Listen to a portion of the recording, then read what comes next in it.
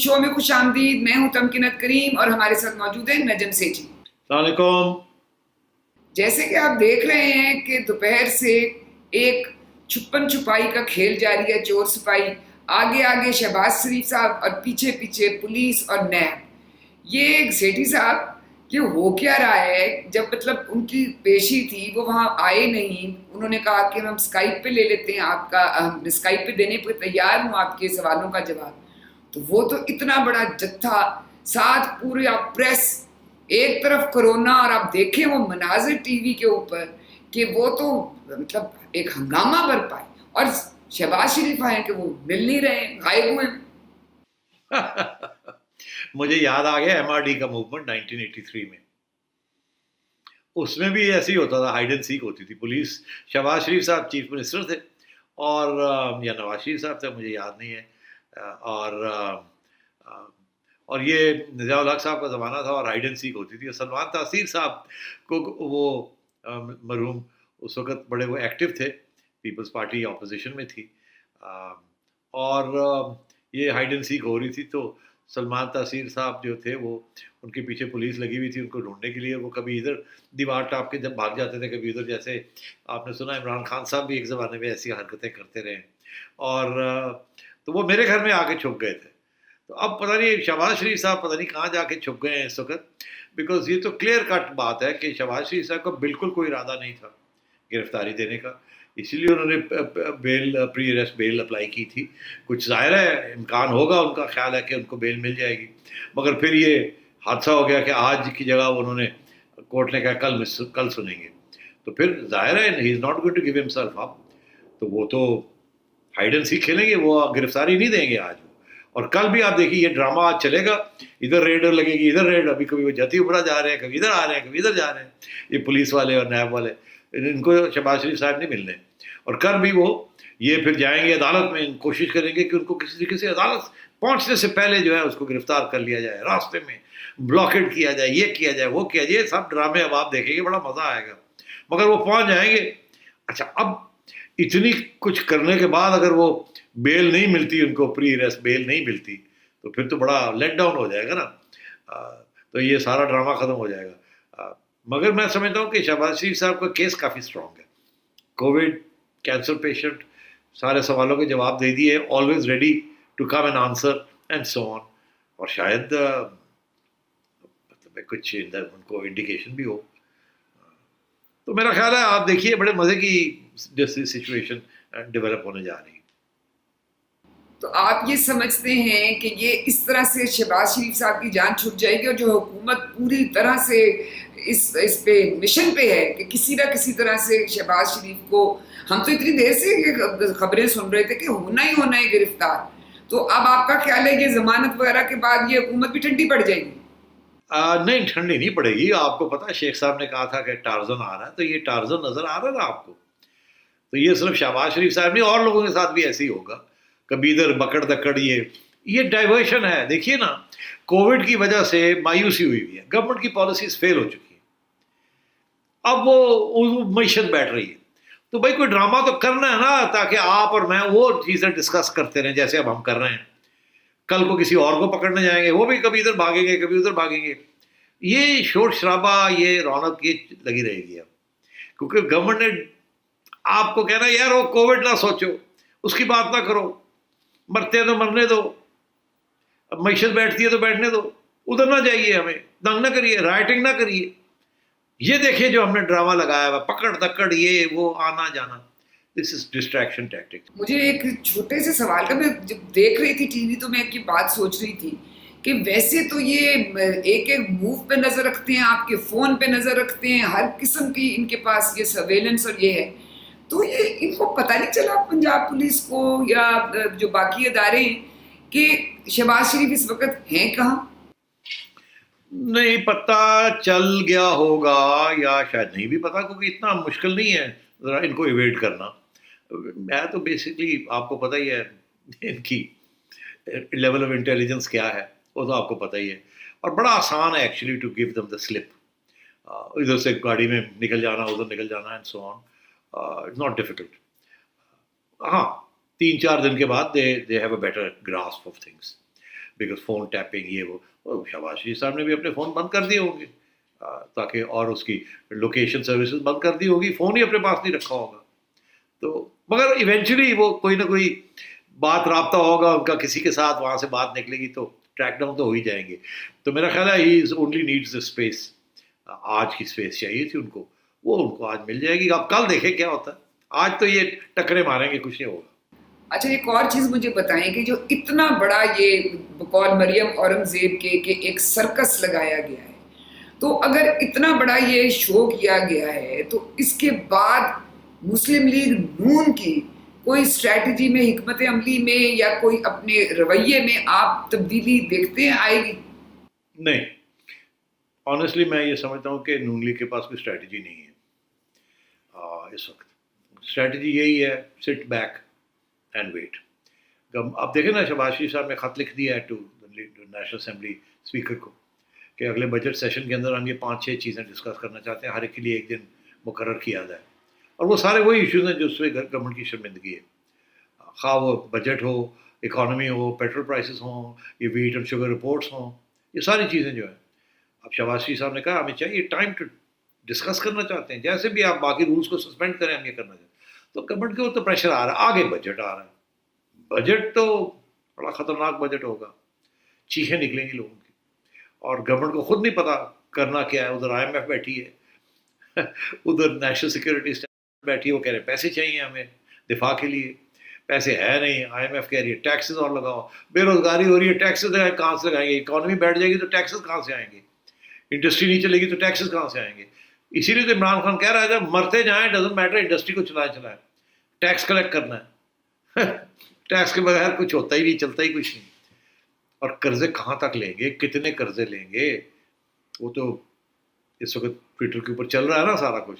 एक तरफ इमरान खान साहब कह रहे हैं कि जी कर्जे नहीं लेने, हम बड़ी इज्जत वाले लोग हैं, ऊपर कर्जे पे कर्जे लिए जा रहे हैं। आपने देखा नहीं कि जरदारी साहब के ज़माने में कर्जा जितना था, नवाज शरीफ साहब के ज़माने में दुगना हो गया, और अब इमरान खान के ज़माने में नवाज शरीफ साहब से भी दुगना होने जा रहा है। तो ये सिचुएशन है। मैं समझता हूँ कि गवर्नमेंट के जो मसाइल हैं वो बढ़ रहे हैं, कम नहीं हो रहे, और अपोजिशन की ये कोशिश है कि ये पीरियड को सर्वाइव किया जाए, किसी तरीके के साथ ये पीरियड सर्वाइव किया जाए। खुदा पीर की तरफ से कुछ आ जाए और कोई हादसा हो जाए या कुछ हो जाए या आवाम खड़ी हो जाए और किसी तरीके से इमरान खान साहब की छुट्टी हो जाए। इनकी तरफ से कोई ऑर्गेनाइजेशनल एबिलिटी या कोई स्ट्रैटेजी नहीं है अभी तक। यही मैं आपसे पूछना चाह रही थी कि ये एक इस उम्मीद पे बैठे हुए हैं कि एक हादसा हो जाए। अब हालांकि इस वक्त हालात ऐसे हैं जिनका फ़ायदा उठाया जा सकता है क्योंकि आवाम इतनी ज़्यादा परेशान है और इनसे थोड़ी सी बददिल भी है, लेकिन अगर ये इस मुसीबत से ये हुकूमत निकल गई तो फिर अपोजिशन तो सारी ज़ीरो हो जाएगी। नहीं, इतनी जल्दी ये निकलने वाली नहीं ना। देखिए ना, अपोजिशन का प्रॉब्लम ये है वो पकड़ के अंदर कर देते हैं। अगर लीडरशिप ही अंदर हो जाए जैसे सिंध में किया हुआ, तो आप क्या करेंगे? कौन से लीडर जाके लोगों को बाहर निकालेंगे? जो भी जाएगा उसको पकड़ के अंदर कर देंगे। और कितने लीडर्स हैं यहाँ। शहबाज शरीफ साहब, यहाँ तो होता ना कि नवाज शरीफ साहब जाते, लोगों को इकट्ठा करते, अंदर हो जाते, मरियम निकलती अंदर हो जाती, सफदर निकलता अंदर हो जाता, सारे एक एक करके निकलते अंदर करते, इसको मूवमेंट चलाते, बनाते इसको। वो तो हुआ नहीं, क्योंकि हमजा बेचारा शरीफ जेल में है, बाकी कोई इधर भाग गया, कोई उधर चले गए, कोई बीमार हो गया। तो ये सिचुएशन है। कोई लोग बेचारे बेलों पे हैं, वो बेलें कैंसिल हो जाएंगी, फिर पकड़ के ले जाएंगे। एटीट्यूड गवर्नमेंट की ये, जो भी है पकड़ो अंदर करो। और वो 2-3 महीने के लिए तो हर एक को अंदर कर सकते हैं, जो मर्जी चार्ज लगा के गाय भैंस चोरी होगी करके अंदर। और नैब लगी हुई अपने काम करने, नैब में जो FIA कर देगी कुछ ना कुछ। तो बेलें तो 3 महीने के बाद होंगी, मूवमेंट टूट जाएगा। अब मूवमेंट बनाने की अगर कोशिश करें तो ये कुर्बानी देनी पड़ती है ना। अब मेरा ख्याल है गर्मियाँ इतनी है, कोविड चला हुआ है, सबको डर लगा हुआ कि अंदर हो गए तो कोविड ही हो जाएगा। और लीडरशिप आपको पता है उसमें नौजवान तो कम ही है, सारे जो है 50, 60, 70s के लोग हैं। तो बड़ी मजबूरी है ऑपोजिशन की। और पीपल्स पार्टी और नून लीग इकट्ठे नहीं हो रहे। वो अगर इकट्ठे भी हो जाते तो फिर भी कोई बात बनती ना। अब और एक पार्टी करती है और अंदर हो जाती है, दूसरी पार्टी नहीं करती, उन्हें डर लगा हुआ हमारी हुकूमत की छुट्टी ना हो जाए, गवर्नर रूल ना लग जाए। खुद लगाने को तो इमरान खान कुछ भी कर सकता है। और वो सेम पेज, जब तक सेम पेज है, बादशाह सलामत है जंगल का, जो मर्जी कर ले। तो अपोजिशन किसको اور خود عوام بیچاری کیسے کھڑی ہو, وہ کیسے اسپونٹینیس موومنٹ تو ہے نہیں, پارٹیز ہی ہمیشہ آرگنائز کرتی ہے نا موومنٹس کو, اسٹوڈنٹس کرتے ہیں, یہاں وہ صورت ہی نہیں ہے. اور اوپر سے کووڈ میں لے کے بیٹھ گئے, اگر کوئی ڈیمونسٹریشن ہوتی بھی آتے تو کووڈ سے مر جائیں گے بیچارے, انفیکٹ ہو جائیں گے. تو کوئی گھروں سے تو کوئی نکلنے کے لیے تیار نہیں ہے, شاپنگ مار کے بیچارے کر رہے ہیں کھانے پینے کے لیے. سو موومنٹ شوومنٹ کہاں سے ہوگی, مجبوری ہے. پارلیمنٹ کے باتیں کریں, یہ ڈرامہ کریں, امید کریں کہ اکانومی کریش کر رہی ہے اور کچھ نہ کچھ ہو رہا ہے, یا شاید سیم پیج پہ لوگ نہ رہیں, وہ دن بھی آ جائے. تو اس کی اسی کی انتظار ہے اور کچھ نہیں ہے. گورنمنٹ بہت یہ سیم پیج میں جب بھی کوئی بھی حکومت ہوتی ہے اس کو ہلانا امپاسبل ہوتا ہے, امپاسبل. ٹھیک ٹھیک. اب شہباز شریف صاحب کا تو دیکھتے ہیں کہ اب ان کی قسمت کا کیا فیصلہ ہوتا ہے.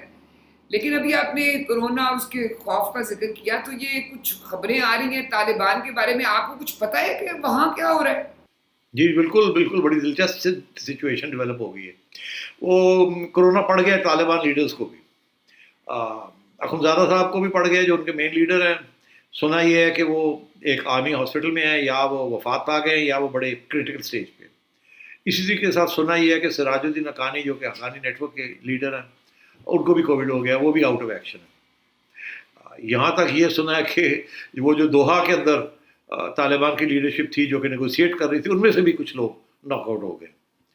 اس کا یہ مطلب ہے کہ وہ جو سارا پیس پروسیس اور ڈائلاگ جو چل رہا تھا, اور جو سیز فائر کی ساری ڈسکشنز ہو رہی تھیں, وہ تو فارغ ہو گئی نا. لیڈرز ہی نہیں ہے تو کیا ہے. اب یہ کہنے کو لوگ یہ کہہ رہے ہیں, وہاں کی خبریں یہ آ رہی ہے کہ ملا عمر کے جو صاحبزادے تھے ان کو شاید اب ٹیمپرری لیڈر بنا دیا جائے, اور اس کے اوپر بھی پاور اسٹرگل چلے گی. تو میں سمجھتا ہوں طالبان کو بھی ڈر لگ گئی ہے, کووڈ آ کے طالبان کو بھی پڑ گیا. اب اس کے ساتھ غنی کی حکومت کیا کرتی ہے کیا نہیں کرتی, دیکھنا ہے. بیکاز یہ تو ڈیفینیٹلی ہے کہ Taliban in terms of negotiation اور پیس پروسیس وہ جو ہے وہ ہالٹ ہو گیا. اب کیا جو باقی طالبان ہیں جو کمانڈرز ہیں وہ دیکھیں گے یہ سچویشن ہے, تو کیا وہ اسپونٹینیسلی وہ خود پھر جنگ شروع کر دیں گے, یہ بھی ہو سکتا ہے. تو یہ پیس پروسیس جو ہے اس وقت بہت خطرناک علاقے میں آ گیا ہے. یہ گر بھی سکتا ہے اور فریز بھی ہو سکتا ہے, مگر امپروومنٹ نہیں ہو سکتی. تو یہ امریکہ میں اب یہ اس کے بارے میں بھی سوچنا پڑے گا کہ یار اگر ایسے ہو گیا تو ہم ٹروپس کیسے پل آؤٹ کریں گے اگر سیز فائر ختم ہو جاتا ہے اور لڑائی جھگڑے پھر شروع ہو جاتے ہیں, بیکاز طالبان کی لیڈرشپ فریکچر ہو گئی ہے, یا کوئی نئی لیڈرشپ آ جاتی ہے جو کہتی ہے نہیں مانتے یہ جو ساری چیزیں پہلے ہو رہی تھی, پھر کیا ہوگا. تو میں سمجھتا ہوں کہ things are very dicey on that front also, وہاں بھی پرابلم ہے. ہاں جی, بدقسمتی سے افغانستان امن کا جو سارا پروسیس ہے اس کو کوئی نظر ہی کسی کو لگ گئی ہے, تھوڑا سا آگے جاتی ہے تو پھر وہی واپس ہو جاتی ہے. یہاں ہمیں ایک بریک لینی ہے, بریک سے جب واپس آئیں گے تو گفتگو جاری رہے گی. ملتے ہیں ایک وقفے کے بعد.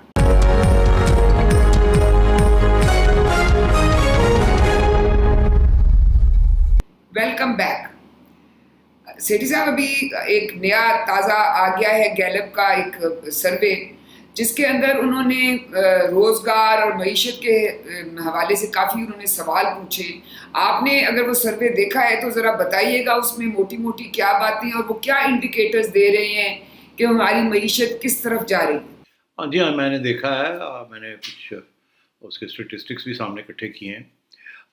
یہ بڑے دلچسپ سروے کیا انہوں نے, پروجیکشنز کی ہیں based on labour force survey جو 2017-18 میں ہوا تھا گیلپ والوں نے. تو یہ اس میں کچھ کنکلوژنس انٹرسٹنگ ہیں, کچھ تو ایکسپیکٹڈ ہیں مگر پھر بھی کچھ میرا خیال ہے بتانے ضروری ہے. دیکھیے ٹوٹل لیبر فورس پاکستان کی کوئی 65.5 ملین, کوئی 6.5 کروڑ کے قریب ہے. اب زیادہ ہوگی کیونکہ یہ 2 سال 1 سال پرانا ڈیٹا ہے. چلے آپ سمجھیں کہ 7 کروڑ جو ہے یہ لیبر فورس ہے آپ کی. اور اس میں سے جو لوگ بے روزگار ہیں وہ کوئی 4 ملین کے قریب, 40 لاکھ کے قریب لوگ بے روزگار ہیں. اچھا, یہاں سے ہم شروع کرتے ہیں کہ یہ سچویشن ہے جب کہ کرونا آیا. اچھا, اب کرونا کے بعد جو سچویشن ہے وہ کیا ہوئی, اس میں یہ ہے کہ سب سے زیادہ کس نے سب سے زیادہ سفر کیا ہے, کس حصے نے اس لیبر فورس کے, اور کس نے سب سے کم کیا ہے. اچھا, اور سب سے زیادہ ہائی رسک کون سے ہیں سیکشنز لیبر فورس کے کون سے ہیں, اور سب سے زیادہ سیف کون سے ہیں. ان کا یہ کہنا ہے کہ 28% یعنی کہ کوئی 17 ملین کوئی 2.25 کروڑ کے قریب لوگ جو ہیں وہ ہائی رسک ہیں، جن کی ملازمتیں خطرے میں آ گئی ہیں، یا بے روزگار ہو گئے ہیں، ملازمت نہیں ہے، یا ملازمتیں خطرے میں آ گئی ہیں، ان کو نکال دیا جائے گا یا نکال دیے گئے ہیں جاب سے، لیبر فورس میں سے، ایکٹیو لیبر فورس میں سے 28% ہائی رسک، جن کو کووڈ کی وجہ سے، جو لاک ڈاؤنز ہوئے ہیں ان کی وجہ سے ان کو انمپلائمنٹ ہو گئی ہے، یا بے روزگار ہو گئے ہیں، یا ہو جائیں گے آگے جو صورتحال ڈیولپ ہونے جا رہی ہے، معیشت جو بیٹھ رہی ہے. اور 40% ایسے ہیں جو کہ میڈیم رسک ہے، اور 1/3 ایسے ہیں 33% جو کہ کم رسک کے ہیں، ان کو پھر بھی ان کی نوکریاں اور ملازمتیں برقرار رہیں گی. تو پہلی بات تو یہ ہے کہ اتنے لوگ جو ہیں 28% will lose their jobs or could lose their jobs or have lost their jobs, about 17 million. اب آئیے آپ ریجن وائز ہی بڑا انٹرسٹنگ ہے. سب سے زیادہ سدرن پنجاب کے اندر آپ دیکھیں تو سب سے زیادہ سدرن پنجاب میں ہائی رسک ہے، بے روزگاری کی 25%، اور اس کے بعد سینٹرل پنجاب میں 14% ہے، ویسٹ پنجاب میں 9% ہے، اور ناردرن پنجاب میں صرف 5% ہے. تو یہ تو پنجاب کی بات ہو گئی. کراچی میں اور سندھ میں انٹیریئر میں دیکھیں تو کراچی میں 10% اور انٹیریئر سندھ میں 21%. تو انٹیریئر سندھ سب سے زیادہ ود ان سندھ. ادھر کے پی میں پشاور ویلی کے اندر سب سے زیادہ ہے مسئلے، اور پھر ادھر ناردرن ایریاز میں آپ چلے جائیں، کلات اور بلوچستان میں چلے جائیں تو کلات اور مکران میں جہاں سب سے زیادہ غربت ہے وہاں. تو اس قسم کی یہ سچویشن ڈیولپ ہو رہی ہے. میں سمجھتا ہوں کہ ایک اور فیکٹر جو ہے وہ بڑا امپورٹنٹ ہے، جو کہ عام لوگ ڈسکس نہیں کر رہے. ایک سروے ہوا تھا 2-3 مہینے پہلے، اس سے لوگوں سے یہ پوچھا گیا تھا کہ آپ کا کیا خیال ہے یہ جو تھریٹ آ رہی ہے کرونا کی، یہ کتنی سیریس ہے. تو اس وقت کوئی 51% لوگ جو تھے جن کو پوچھا گیا وہ یہ کہہ رہے تھے کہ تھریٹ سیریس ہے، بڑی سیریس ہے. آپ حیران ہوں گے کہ اب جو پوچھا ان کو تو ان میں سے 63% پاکستانی، 63% کہتے ہیں کہ یہ کوئی خاص تھریٹ شیٹ کوئی نہیں. ٹھیک ہے، ایگزیجریٹڈ ہے، اتنی بھی نہیں ہے جتنی نجم سیٹھی کہہ رہا ہے. وہ کوئی ایسی بات نہیں ہے. حکومت کہہ رہی ہے کہ اب سب کو ہی ہو جائے گا، وہ کہتے ہیں نہیں، کوئی نہیں. تو آپ گورنمنٹ کی تو ایٹیٹیوڈ آپ دیکھ رہے ہیں، مگر آپ دیکھیے کہ عوام کی ایٹیٹیوڈ کیا ہے. اور یہاں بھی بڑی انٹرسٹنگ بات ہے، میں آپ کو بتاؤں کہ جو اربن ایریاز ہیں پاکستان کے، وہاں زیادہ لوگ جو ہیں وہ کہتے ہیں کوئی گل ہی نہیں. اور اس میں 70% لوگ جو اربن ایریاز میں ہیں شہری، وہ کہتے ہیں جی نو پرابلم، اتنی اہم ہی ہے، وہ اتنی بڑی بات ہی نہیں ہے. حالانکہ سب سے زیادہ انفیکشن بھی وہیں ہو رہی ہے، مگر پھر بھی لوگ جو ہیں وہ یہ کہہ رہے ہیں کہ نہیں. آج اس میں گورنمنٹ نے بھی، آپ کو پتہ ہے، کوئی خاص یہ ٹی وی کے اوپر آ کے کیمپینز نہیں چلائیں گی، یہ بڑا سنجیدہ مسئلہ ہے، خطرہ بہت ہے، یہ ہے وہ ہے. گورنمنٹ تو آ رہی ہے جی کوئی گل ہی کوئی نہیں، بڑی کم ہے، ہمارا تو وہی کچھ نہیں. میں یہ سمجھتا ہوں یہ ساری کی ساری غلطی جو ہے یہ حکومت کی ہے، فیڈرل گورنمنٹ کی ہے، جو کہ تھرو آؤٹ یہ کہتے رہی ہے کوئی بڑی بات ہی نہیں ہے، دنیا میں یہ ہو رہا ہے، ہمارے یہاں تو وہی کچھ نہیں رہا. پھر یہ تھیریز چلتی رہی ہیں کہ جی وہ ہم تو امیون ہیں، ہمارے تو گرمی بھی جو ہے یہاں وہ اس کی وجہ بھی ہے، اور ہم تو ویسے بھی پولیو شاٹس لگے ہوئے ہیں، یہ ہو گیا وہ ہو گیا، ہم بڑے ہارڈی لوگ ہیں. اس قسم کی تھیریاں بھی چلتی رہی. اس لیے ابھی تک پرسیپشن یہ عوام میں یہی ہے کہ یہ کوئی خاص سیریس بات نہیں ہے یہ کرونا، اور یہ ہمیں بات بنائی جا رہی ہے. اور میں سمجھتا ہوں اس کے اندر سب سے بڑا رول حکومت کا ہے، جس کو چاہیے تھا ایجوکیٹ کرنا، تعلیم دینا، لوگوں کو سمجھانا، بتانا کہ یہ بڑی سیریس چیز ہے، اس کے ساتھ یہ ہو. اور اسی لیے کیونکہ یہ رویہ حکومت کی طرف سے ہے کہ کھول دو نو تھریٹ، تو عوام میں بھی یہ بات چل پڑی ہے کہ دی نو تھریٹ. آپ ان سے پوچھئے جن کو یہ اثر ہو رہا ہے، جن کے اوپر جن کی فیملیز تباہ ہو رہی ہیں، جو کہ بے روزگار ہو رہے ہیں اینڈ سو آن، تو پھر شاید کوئی اور پرسیپشن ہو. مگر ابھی پاکستان کے اندر یہی پرسیپشن ہے کہ it's not a serious threat. اچھا سیٹھی صاحب، میں نے آپ سے ایک اور بھی تبصرہ لینا ہے. کل جو وزیر اعظم صاحب نے پریس بریفنگ میں بہت سی باتیں کی، ان میں ایک بات انہوں نے سیاحت کے بارے میں کی، ٹورزم. اور انہوں نے کہا کہ جی کے پی اور جو ہیں یہ گلگت بلتستان وغیرہ کے یہ تو بیچارے سروائیو بھی ٹورزم پہ کرتے ہیں, وہ صرف گرمیوں میں 2-3 مہینے ہوتا ہے. میں سنواتی ہوں انہوں نے کیا کہا. ہمارے خیال میں ٹورزم کو اس لیے کھولنا چاہیے کہ وہ علاقے جدھر ٹورزم صرف 3-4 مہینے ہوتے ہیں گرمیوں کے, جدھر لوگ ان کا روزگار ٹورزم کی وجہ سے ہوتا ہے, اگر وہ ہم نے یہ 2-3-4 مہینے چلے گئے اس کے لاک ڈاؤن کے اندر, جو ایریاز ہم نے بند کیے ہوئے ہیں, تو وہ لوگوں کو اس کے بعد سردیوں میں تو کوئی آمدنی نہیں ہوتی, تو اور ان علاقوں میں غربت ہو جائے گی. گلگت بلتستان اور پختونخوا دونوں گورنمنٹ سے فیصلہ کیا آپس میں مل کے SOPs طے کریں گے تاکہ وہ ٹورزم کو بھی اجازت دیں. تو یہ بتائیے گا کہ ایک طرف حکومت کہہ رہی ہے کہ آپ گھر پہ بیٹھے احتیاط کریں, آپ کے پاس انٹرنیشنل جو ہیں وہ ٹورسٹ آ نہیں رہے ہیں, تو یہ ٹورزم کھولنے کا مقصد کیا ہے؟ دیکھیے, پہلی بات تو یہ ہے کہ خاص ٹورزم ہے ہی نہیں پاکستان میں. زیادہ ٹورزم ہوتی ہے فارن کی, وہ تو ہے ہی نہیں, پہلے بھی نہیں تھی, اب بھی نہیں ہے, تھوڑی سی تھی. پرائم منسٹر صاحب کا اشارہ جو ہے وہ یہ ہے کہ یہ جو ناردرن ایریاز ہیں, سینک ایریاز ہیں, ٹھنڈے ایریاز ہیں, یہاں پاکستانی گرمیوں کے اندر جاتے ہیں دوسرے جگہ سے, اور وہاں جا کے چھوٹی موٹی ٹورزم ہوتی ہے. ان کی اکانومی جو ہے وہ ٹورسٹ اکانومی جو ہے وہ چلتی ہے. مری چلے جاتے ہیں لوگ, نتھیا گلی چلے جاتے ہیں, سوات چلے جاتے ہیں, اینڈ سو آن.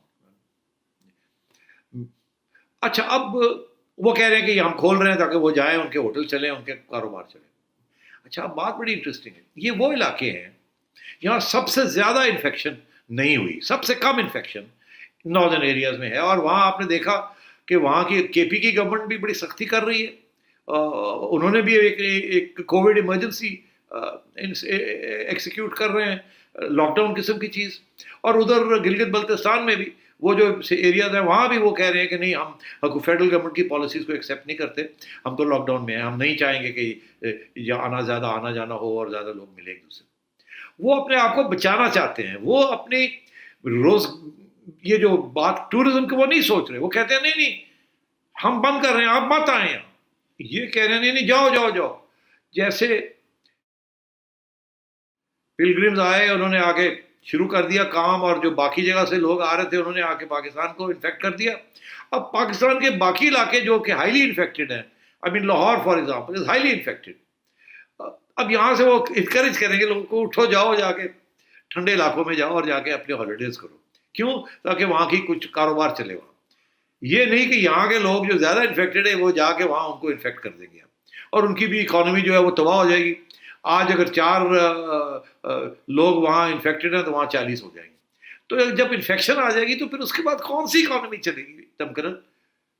اور وہاں کے لوگ خود رو رہے ہیں. میں ابھی دیکھ رہا تھا ٹویٹر کے اوپر, ایک ٹریول ایجنسی کی خاتون ہیں جو کہ جن کی روزمرہ کی زندگی جو ہے وہ ٹریول اور ٹورزم کے ساتھ تعلق ہے ان کا, اسپیشلی ناردرن ایریاز میں, سوات میں. وہ کہہ رہی ہیں مت آئیں یہاں, ہم نے بند کرنا ہے. آپ کیوں لوگوں کو یہاں بھیج رہے ہیں؟ ہمیں اپنی جانوں کا فکر ہے, آپ کہہ رہے ہیں کہ ہمیں آپ دھمکیاں دے رہے ہیں کہ کاروبار کرو اپنا. ہم نہیں انٹرسٹڈ, ہم نہیں بھوکے مریں گے, آپ فکر نہ کریں ہمارا.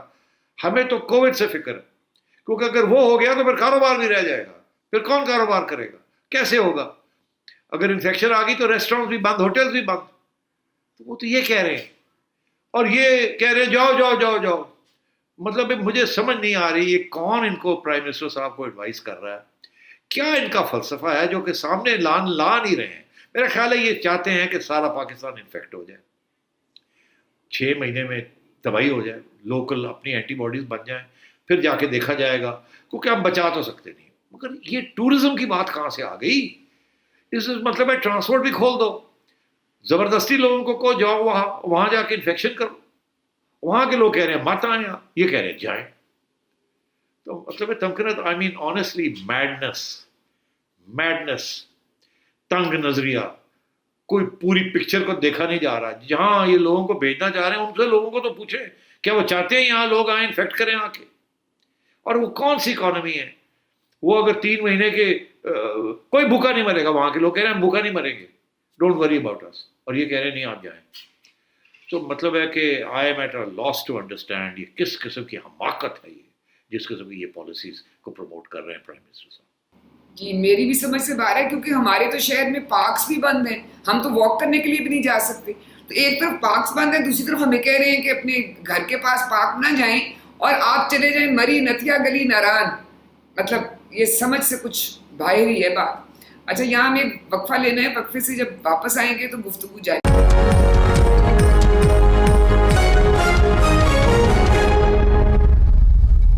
Welcome back.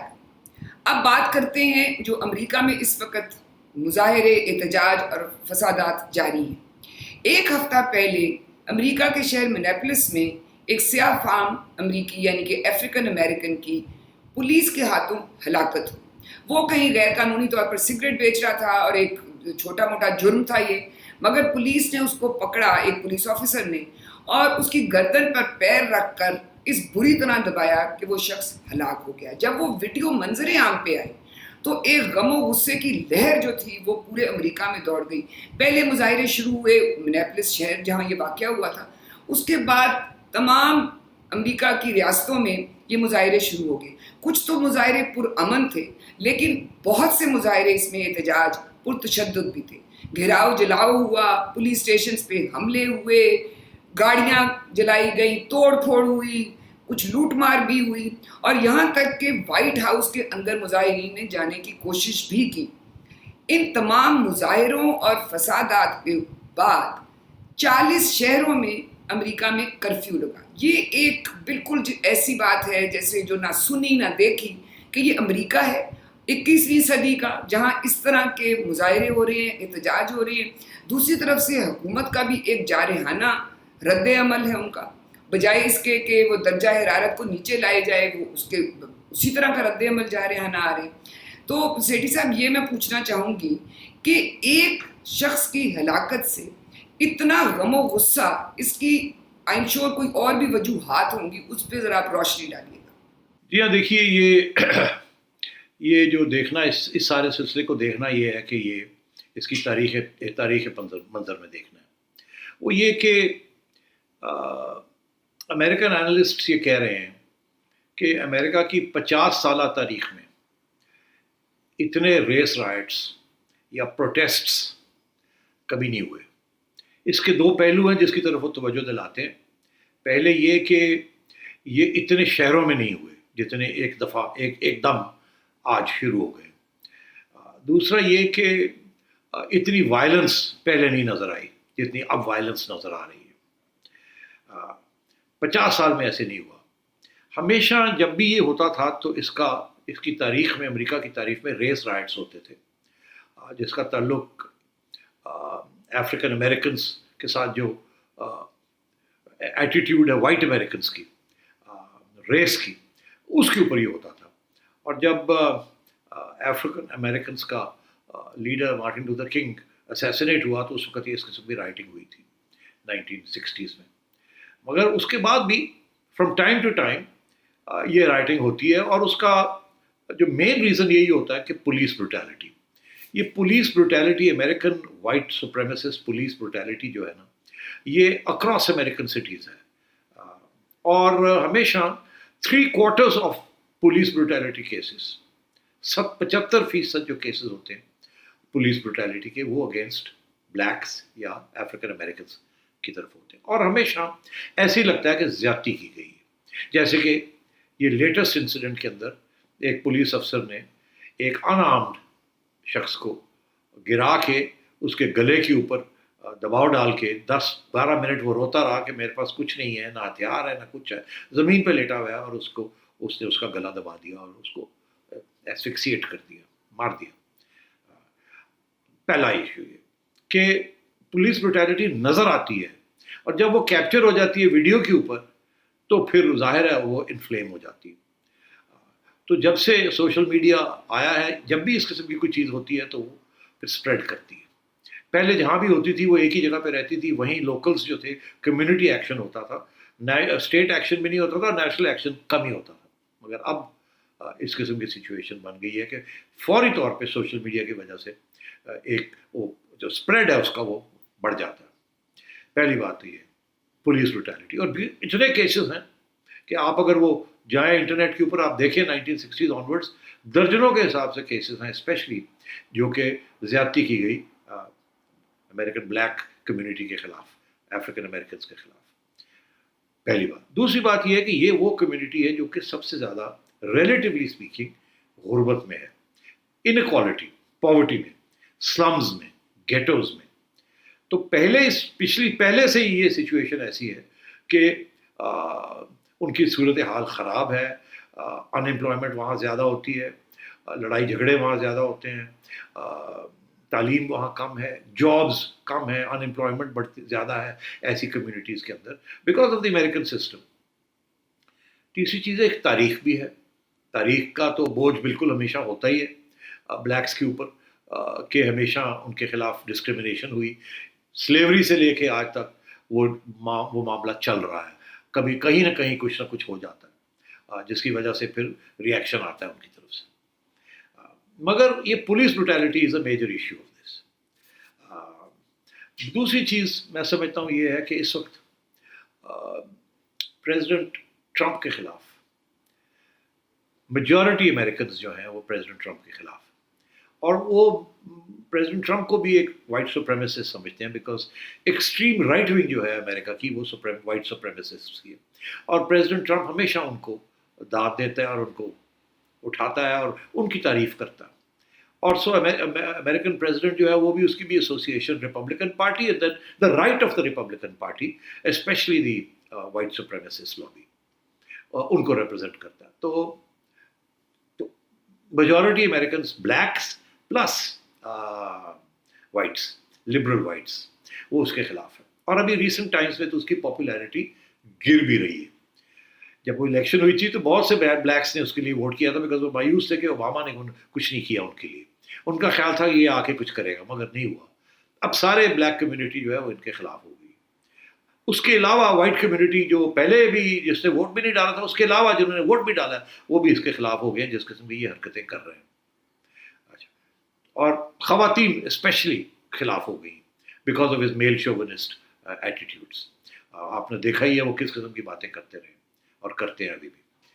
और एक और फैक्टर है वो है कोविड। कोविड से ये दो बातें पता चली है हमें। एक ये कि जो ज़्यादातर जो इन्फेक्शंस हुई हैं या ज़्यादातर जो लोग मर गए हैं 60 to 70% जो हैं वो माइनॉरिटी कम्युनिटीज़ या इम्पावरिश्ड या गरीब कम्युनिटीज़, जिसमें से मेजॉरिटी जो है they are black Americans. So Covid का भी जो इम्पैक्ट हुआ है वो इनकी कम्युनिटीज़ के ऊपर हुआ है बिकॉज वहाँ वो उस किस्म के SOPs, सोशल डिस्टेंसिंग SOPs या एम्प्लॉयमेंट बेनिफिट्स वो नहीं है। With the result that सबसे ज़्यादा adversely impacted black Americans, especially जो poor है या जो ghettos में है, जहाँ सबसे ज़्यादा गुस्सा होता है, वो कोविड के अंदर भी वो सबसे ज़्यादा शिकार हुए। वहाँ ये भी गुस्सा है कि यार प्रेसिडेंट ट्रंप ने तो लॉकडाउन किया ही नहीं, हमें तो बचाया ही नहीं, हमारे लिए क्या फैसिलिटीज़ की है, क्या कोई ये जो सो कॉल्ड पैकेज है उन्होंने भी कोई गुर्बत के लिए कोई पैकेजेस बनाए हैं वो इनको नहीं मिला जिस तरीके से मिलना चाहिए था। और इनकी अनएम्प्लॉयमेंट भी ज़्यादा है, तो वहाँ गुस्सा भी और रिएक्शन भी बहुत ज़्यादा है। आपने देखा पाकिस्तान के अंदर भी जो लोग अनएम्प्लॉयड थे उनको भी तकलीफ हो रही थी कि हमें लॉकडाउन किया तो पैसे तो दे, वो पैसे ही नहीं मिल रहे हैं, और अब हुकूमत आपकी कह रही है कि हमारे पास पैसे ही नहीं है, खोल दो सारा कुछ। वहाँ भी इसी किस्म की सिचुएशन थी कि प्रेसिडेंट ट्रंप ना लॉकडाउन कर रहा था ना पैसे दे रहा था। और तो ये मैं समझता हूँ कोविड इसका जो असरात है ज़्यादा इम्पैक्ट इनके ऊपर हुआ, प्लस पुलिस ब्रुटैलिटी जिसकी एक तारीख है पूरी against the blacks, plus president Trump की जो अपनी एटीट्यूड्स हैं, जिस तरीके से वो बोलते हैं, जिस तरीके से वो गालियां देते हैं, जिस तरीके से वो कंडक्ट करते हैं अपनी डोमेस्टिक पॉलिसी। तो I think all these reasons have combined to create this volatile situation जहाँ लोग पहले ही नाराज़ थे, गुस्से में थे, फिर पुलिस ब्रुटैलिटी की एक तारीख है और ऊपर से सोशल मीडिया के साथ अब सब मिल गए हैं, और अब ब्लैक एंड वाइट कम्युनिटीज़ जो हैं वो यूनाइटेड हो गई हैं प्रेसिडेंट ट्रंप के ख़िलाफ़ और उसकी पॉलिसीज़ के ख़िलाफ़। और जो पुलिस ब्रुटैलिटी है वो बिल्कुल वैसे भी लिबरल्स जो हैं वो तो एंटी पुलिस है, और पुलिस जिस किस्म की हरकतें वहाँ करती है इट्स अ फैशिस्ट पुलिस। इसीलिए अब प्रेसिडेंट ट्रंप भी जो है वो इल्ज़ाम ये लगा रहा है कि ये जो प्रोटेस्टर्स हैं इनके अंदर एंटी फैशिस्ट मूवमेंट के लोग भी हैं। अमेरिका में एक नया मूवमेंट बन रहा है जब से प्रेसिडेंट ट्रंप आए हैं, वो है एंटी फैशिस्ट मूवमेंट, एंटीफा। तो अमेरिका में वो मूवमेंट है, कोई पार्टी नहीं है, اس میں وائٹ لوگ بھی ہیں, بلیک لوگ بھی ہیں, ہسپینکس بھی ہیں, لاٹینوز بھی ہیں, ہر قسم کے کمیونٹی کے لوگ ہیں جو سمجھتے ہیں کہ یہ ایک فاشسٹ قسم کی حکومت امریکہ میں آ گئی ہے اور ایک فاشسٹ پریزیڈنٹ ہے اور اس کو روکنا ہے. تو وہ لوگ بھی they are also part of this protest. ان کو بھی ایک موقع مل گیا ہے ٹو جوائن دس. وہ کوئی پارٹی نہیں ہے, کوئی آرگنائزیشن نہیں ہے, وہ اسپونٹینیس موومنٹ ہے. مطلب ہے کہ میں بھی اینٹی فیشسٹ ہو سکتا ہوں, اور میں جب دیکھوں کہ یار وہاں یہ ڈیمونسٹریشنز ہو رہی ہیں, میں کہتا ہوں میں بھی جا کے ڈیمونسٹریٹ کرتا ہوں. تو ان پروٹیسٹرز کے اندر آپ نے دیکھا ہے مختلف قسم کے پولیس بروٹیلٹی کے بارے میں بھی سلوگنز ہیں, پریزیڈنٹ کے خلاف بھی سلوگنز ہیں, غربت کے خلاف بھی ہیں, ڈسکریمنیشن کے خلاف بھی ہیں, اور فاشزم جو ہے جو کہ ڈیولپ ہو رہی ہے, رائٹ ونگ فاشزم, اس کے خلاف بھی سلوگنز ہیں. تو it's a multi faceted protest and across all America. And as I said, یہ جو ہے یہ 50 ایئرس کے اندر اس قسم کی کبھی ڈیولپمنٹ نہیں ہوئی.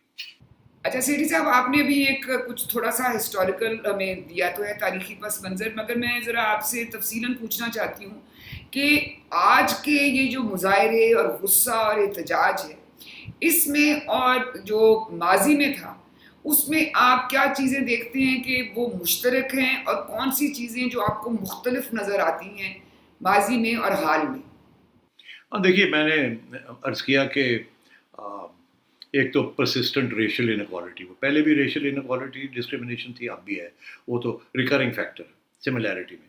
اسی طریقے کے ساتھ پولیس وائلنس, اس وقت کے بھی جو پروٹیسٹرز تھے انہیں بڑا غصہ تھا پولیس کے اوپر, اور وہ انریزالوڈ ہے.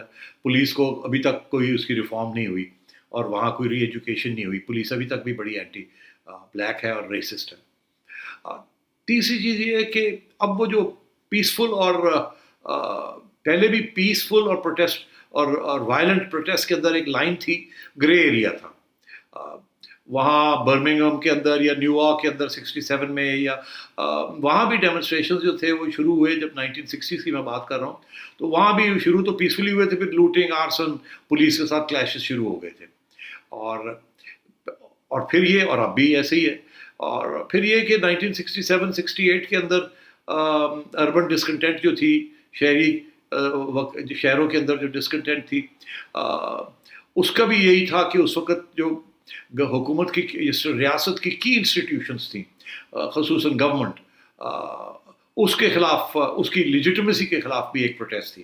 آپ کو یاد ہوگا وہ ویٹنام وار چل رہا تھا, اور ویٹنام کے اندر بامبنگ ہو رہی تھی, میسو پروٹیسٹس ہو رہے تھے لنڈن جانسن کی حکومت کے خلاف, اینڈ سو آن. تو وہ اس وقت بھی گورنمنٹ کو انلیجیٹمیٹ سمجھا جا رہا تھا. آج بھی جیسے میں نے بتایا کہ وہ ڈونلڈ ٹرمپ جو ہے اس کے بارے میں یہی کہتے ہیں کہ انلیجیٹمیٹ ہے, یہ کس طریقے سے یہ جیتا ہے, اور پھر اس کے خلاف بڑی ایک ہو گیا ہے. مگر جو مین ڈفرینسز جو ہیں وہ یہ ہے کہ آج کل جو آج کے جو کراؤڈز آ رہے ہیں سامنے, وہ ریشلی ڈائیورس ہے فرام دا 1960s. 1960s کے اندر لوٹرز تو تھے, مگر وہ جو لوٹنگ تھی وہ فرق تھی آج کے لوٹنگ سے. اس میں یہ ہے کہ اس وقت زیادہ تر جو لوٹنگ ہو رہی تھی وہ کمیونٹیز کے اندر ہو رہی تھی. وہاں چھوٹی چھوٹی دکانیں تھیں, کیونکہ نیبرہڈس کے اندر ہو رہی تھی, بلیک نیبرہڈس کے اندر ہو رہی تھی, اور چھوٹی چھوٹی دکانیں تھیں یا موم اینڈ پاپ شاپس تھیں, وہاں تھوڑی بہت لوٹنگ ہو رہی تھی. آج جو لوٹنگ ہو رہی ہے وہ ایک ڈائیورس علاقے میں ہو رہی ہے. وہ صرف چھوٹی دکانوں پہ نہیں, وہ تو انہوں نے تو اب بڑی بڑی ڈپارٹمنٹ سٹورز اور ملٹی نیشنل سٹورز جو ہیں, بزنسز جو ہیں, ان کو اٹیک کیا, سیکس کو اٹیک کیا ہے, اینڈ سو آن. تو یہ اس کا یہ مطلب ہے اس کے اندر ایک کلاس ایلیمنٹ بھی آ گیا ہے, یا گلوبلائزیشن کا ایک ایلیمنٹ بھی آ گیا ہے. تو اس لیے یہ اس کا تعلق اب وہ گلوبلائزیشن کے ساتھ بھی لنک ہو گیا ہے. دوسری چیز یہ کہ اس وقت بھی اور آج بھی انہوں نے کچھ لوٹنگ بھی کی اور کچھ بلڈنگز کو بھی جلایا, مگر اس وقت وہ جیسے میں نے کہا وہ اس نیبرہڈس میں تھی. اب یہ نیشنل چینز کی طرف چلی گئی ہے. اور یہ تھا کہ شاپنگ مالز وغیرہ جو تھے, ایسی چیز جو تھی جہاں زیادہ تر وائٹ لوگ جاتے تھے. اب شاپنگ مالز تو ایسے علاقوں میں بھی آ گئے ہیں جو کہ جہاں بلیکس بھی جاتے ہیں, تو اب وہ بلیکس کو بھی ایکسیس مل گیا ٹو دا سیم ایریاز, اور وہ ان کو بھی اب اسی قسم کا وہاں بھی وہ اپنا غصہ نکالتے ہیں. اور پھر اس وقت جیسے میں نے کہا کہ اتنے وائٹ لوگ اس میں حصہ نہیں لیتے تھے, زیادہ تر بلیکس ہی ہوتے تھے, تھوڑے بہت اسٹوڈنٹس ہوتے تھے یا प्रोग्रेसिव लोग थे. अब तो it has spread across the entire community. और उस वक्त कोई इंटरनेशनल बैकअप नहीं होता था, इफ़ यू रिमेंबर. मतलब अगर वहाँ कुछ होता था तो ज़रूरी नहीं कि कहीं और अमेरिका में 2-3 जगह पे हो जाता था, मगर इससे ज़्यादा नहीं होता था. मगर आपने देखा कि इन सिंपैथी ये जो है ये तो पेरिस में भी लोग लड़ रहे हैं, खड़े हो गए हैं, प्रोटेस्ट कर रहे हैं इसी चीज़ के ऊपर. लंदन में भी प्रोटेस्ट हैं, बर्लिन में हैं, म्यूनिख में हैं. तो ये एक किस्म का ग्लोबल प्रोटेस्ट शुरू हो गया against not just against the discrimination या रेशियल डिस्क्रिमिनेशन, मगर अगेंस्ट ये जो स्विंग हो रही है towards the right governments and policies, उसके खिलाफ. इसके अंदर क्लाइमेट, जो लोग क्लाइमेट को सपोर्ट करते हैं, क्लाइमेट चेंज को कहते हैं, इसकी तरफ तवज्जो दे, वो भी कूद पड़े हैं इसके अंदर. वो so this is become a global protest. शुरू हुई पुलिस वायलेंस से, ऊपर से बन गई है ये into a global protest of inequality. जिस किस्म की ये नज़र आ रही है, ये सरमायादारी निज़ाम जो है अमेरिका में, उसकी जो इनइक्वालिटीज़ उसके अंदर बिल्ट इन है, जिसकी वजह से कोविड ने आके अटैक किया, गरीबों को ज़्यादा अटैक किया और कालों को ज़्यादा अटैक किया कंपेयर टू वाइट्स. तो ये सारी चीज़ें अभी इकट्ठी हो रही हैं, जिसके अंदर ग्लोबलाइजेशन और बाउंड्रीज बिटवीन कमर्शियल सेग्रीगेशन वो भी ख़त्म हो रही हैं, बिकॉज अब कमर्शियली भी शॉपिंग मॉल्स हर जगह पे ही हैं, rich and middle class areas and rich areas. तो ये सारी जो चीज़ें जिसका ताल्लुक ग्लोबलाइजेशन के साथ है और जिसका ताल्लुक सरमायादारी है, उसके साथ इसका ताल्लुक है. आपने देखा जब 2000 पहले भी एक क्राइसिस आई थी, इकोनॉमिक क्राइसिस आई है, मगर ऐसी इकोनॉमिक क्राइसिस नहीं आई जो कि जिसका ताल्लुक डिस्क्रिमिनेशन के साथ भी है और कोविड के साथ भी है. और पहले जो था वो आपको याद है, वो 2008 में एक क्राइसिस आई थी of stocks and shares and big business, जिसको गवर्नमेंट ने बैंकों को बेल आउट करने के लिए अरबों खरबों डॉलर्स खर्च किए. अब इस क्राइसिस के अंदर उस किस्म की नहीं खर्च किया जा रहा लोगों को बचाने के लिए. तो ये सारा पेंट अप गुस्सा जो है ना, ये सारी चीज़ें हैं, ये एक नई hybrid form of protest emerge कर रही है, जो कि अक्रॉस दी बाउंड्रीज जा रही है. तो मैं समझता हूँ कि ये ज़्यादा बड़ी हैं, इंटरसेक्शनल हैं, ज़्यादा डिसरप्टिव हैं, मोर ट्रांसफॉर्मेटिव हैं देन बिफोर जो पहले हमने देखा. एंड सो मैं ये समझता हूँ this is a very profound development. And इसके साथ आप समझते थे कि कोविड ने तब्दील कर दिया दुनिया को. मैं समझता हूँ ये जो प्रोटेस्ट हो रही हैं, इस सरमायादारी को और ये जो राइट विंग की तरफ स्विंग हो रही है, उसके ऊपर भी ये असरअंदाज होंगी. जी बिल्कुल, ये तो आने वाला वक्त बताएगा कि ये मुजाहरे और जो एहतजाज है उसके कोई अच्छे नताइज निकलते हैं या नहीं. आज के प्रोग्राम में इतना ही. कल आपसे फिर मुलाकात होगी. अपना फीडबैक ज़रूर दीजिएगा. खुदा हाफिज़.